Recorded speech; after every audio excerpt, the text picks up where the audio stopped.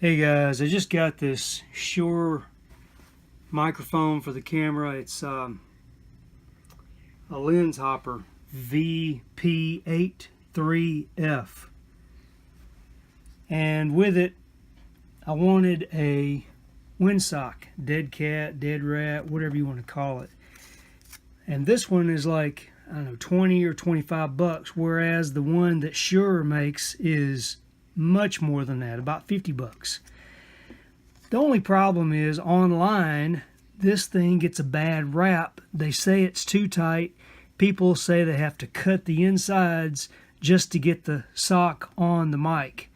Well, I kind of figured that they were doing something wrong.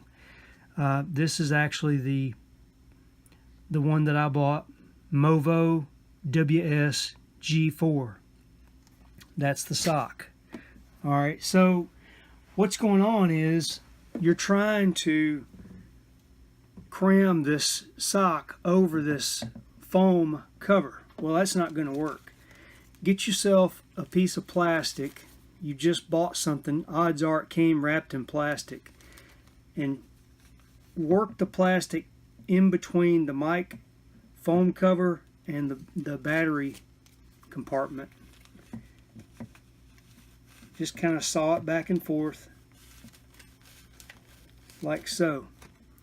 Then take your plastic and wrap it around the foam part of the microphone. Take your sock and place it over the microphone now that you've got it wrapped in plastic. I'm trying to do this and keep everything in frame here. It's really simple to pull back. Once you get it all the way back, just reach in there and pull your plastic out.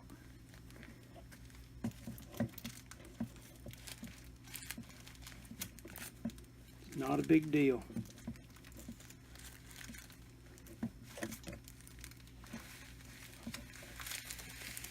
Like so. That's it. That's how you install it.